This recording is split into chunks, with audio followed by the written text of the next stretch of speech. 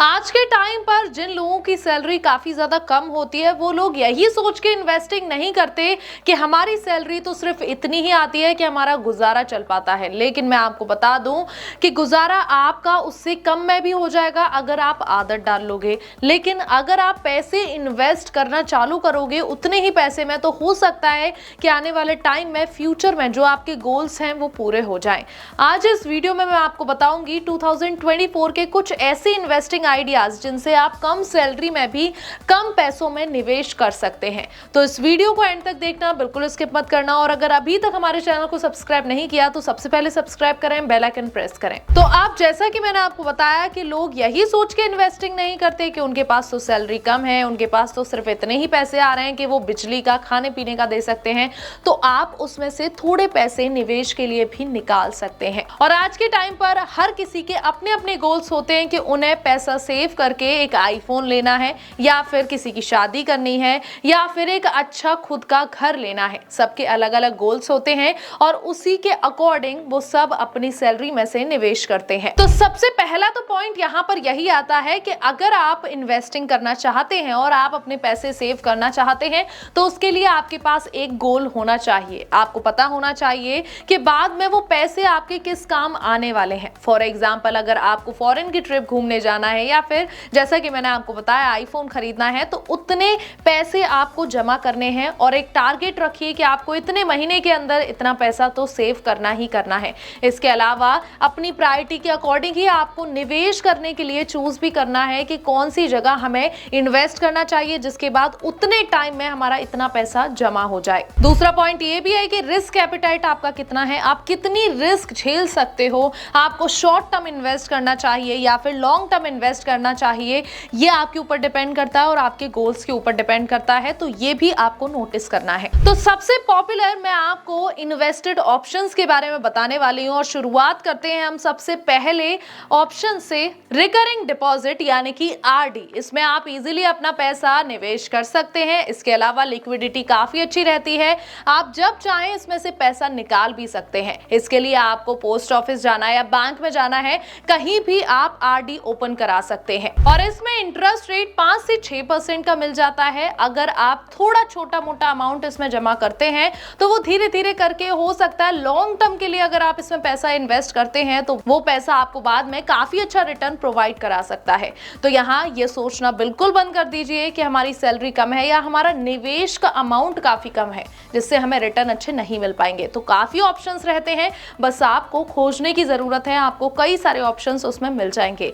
दूसरे ऑप्शन पर आता है और दूसरे ऑप्शन पर ज्यादातर लोग इन्वेस्ट कर ही रहे हैं। मैं बात कर रही हूँ फिक्स्ड डिपॉजिट की। अब इसका इंटरेस्ट रेट यानी कि रिटर्न जो होता है वो आपकी एफडी पर डिपेंड करता है कि आप कितने साल के लिए एफडी करा रहे हो। अगर आप 1 साल से लेके 5 साल के बीच में एफडी कराते हो तो आपको 7% से लेके 8.5% का इंटरेस्ट रेट मिलता है। और यहाँ मैं आपको एक एडवाइस देना चाहूंगी कि अगर आप एफडी ओपन करा रहे हो तो एटलीस्ट आपको 5 साल के लिए उसमें इन्वेस्ट करना ही चाहिए। अगर आपको एफडी में भी नहीं कराना और आपको और कम रिस्क चाहिए तो पीपीएफ, पब्लिक प्रोविडेंट फंड में भी आप पैसा जमा करा सकते हो।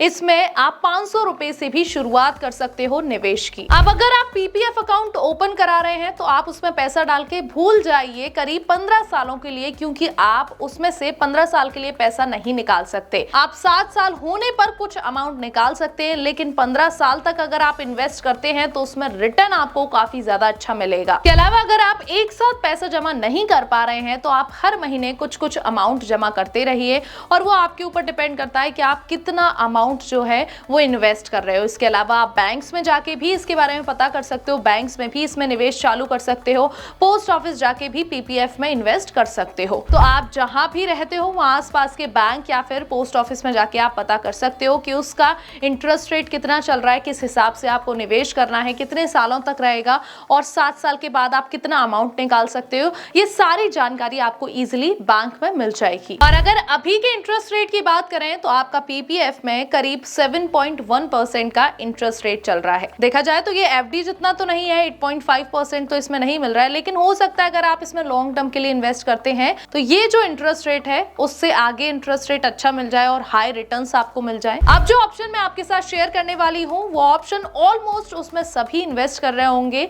और ये जो जमाना चल रहा है ये शेयर मार्केट का जमाना चल रहा है। मैं बात कर रही हूँ शेयर मार्केट की कि आप इसमें भी निवेश कर सकते हैं।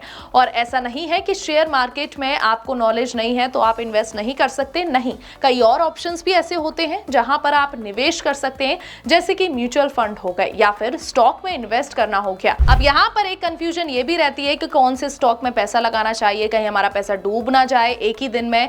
तो ये तो आपको एनालिसिस करनी पड़ेगी, बहुत ज्यादा टाइम देना पड़ेगा स्टॉक्स में, तब जाके आपको थोड़ी बहुत नॉलेज होगी कि किस स्टॉक में निवेश करना चाहिए। अगर आपके पास इतना टाइम नहीं है और आपको इतना ज्यादा एनालिसिस नहीं करनी है तो आपके पास एक और ऑप्शन है जो कि है म्यूचुअल फंड का, जिसमें कि आप आराम से इन्वेस्ट कर सकते हैं और ये लॉन्ग टर्म के लिए बेस्ट रहेगा। अब म्यूचुअल फंड भी काफी तरीके के होते हैं। म्यूचुअल फंड में आपने सिस्टमैटिक इन्वेस्टमेंट प्लान तो सुना ही होगा, जिसे एसआईपी कहते हैं, काफी लोग उसमें निवेश करते हैं।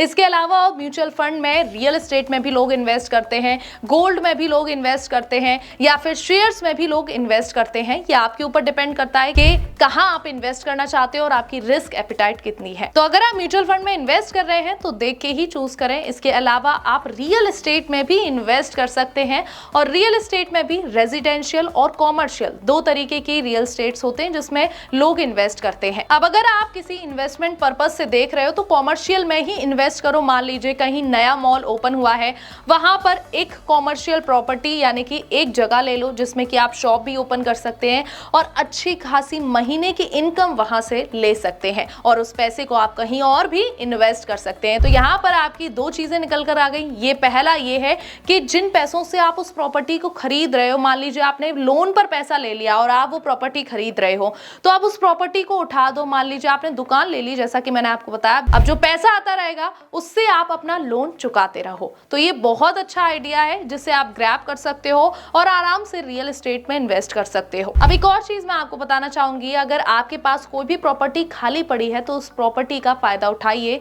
वहां पर कुछ ऐसी चीज बनवाइए जिससे कि आपके पास पैसा आता रहे। इसके अलावा अगर आपके पास घर खाली डला हुआ है तो उसे आप एयरबीएनबी पर भी चढ़ा सकते हो, जिससे कि आपकी वहां से भी इनकम आती रहेगी। तो काफी तरीके होते हैं जिससे कि आप एक इनकम जनरेट कर सकते हो। बस आपके ऊपर डिपेंड करता है कि क्या आप उस ऑप्शन को ग्रैब करना चाहते हो। और ये सब तो मैंने आपको बता दिया, शेयर मार्केट की पूरी इंफॉर्मेशन तो मैंने आपको दी ही है कि कैसे आप निवेश कर सकते हैं। लेकिन सबसे इंपॉर्टेंट चीज जो कि मैं आपको बताती हूँ कि इसके लिए आपको डीमेट अकाउंट चाहिए होगा, और उसके बाद ही आप सारी जगह निवेश कर पाओगे। और डीमेट अकाउंट चाहिए तो उसका लिंक आपको हमारे डिस्क्रिप्शन बॉक्स और पिन कमेंट में मिल जाएगा, जाके चेकआउट कर सकते हैं और तुरंत इन्वेस्टिंग स्टार्ट कर सकते हैं। तो जो लोग इन्वेस्टिंग के बारे में अभी तक सिर्फ सोच ही रहे थे, तो जल्दी से इनमें से किसी भी एक ऑप्शन को चूज करें और इन्वेस्टिंग करना स्टार्ट करें। इसके अलावा अगर अभी तक आपके पास इमरजेंसी फंड नहीं है तो आप सबसे बड़ी गलती कर रहे हैं, क्योंकि इमरजेंसी फंड काफी ज्यादा जरूरी रहता है। कोई भी ऐसी सिचुएशन आ सकती है हमारे सामने, तो आपको पहले निवेश करके इमरजेंसी फंड सेव करना है, उसके बाद वापस से लॉन्ग टर्म के लिए इन्वेस्टिंग चालू कर देनी है। एक और चीज मैं आपको बताना चाहूंगी कि अगर आपने मान लीजिए कुछ ऐसे बिल्स आपके पेंडिंग डले हैं जो कि आप ईएमआई पर भरते जा रहे हो हर महीने, तो सबसे पहले आपको वो ईएमआई चुकानी है और उसके बाद निवेश चालू करना है। अगर आपकी सैलरी ज्यादा है तो आप निवेश भी कीजिए और टाइमली ईएमआई पे भी कीजिए। तो कैसी लगी इन्फॉर्मेशन कमेंट बॉक्स में जरूर बताइएगा। ऐसी और इंटरेस्टिंग और इन्फॉर्मेटिव वीडियोस हम आपके लिए लाते रहेंगे। ऐसी और इंटरेस्टिंग वीडियोस के लिए हमारे चैनल को फॉलो करें, सब्सक्राइब करें। Thank you so much.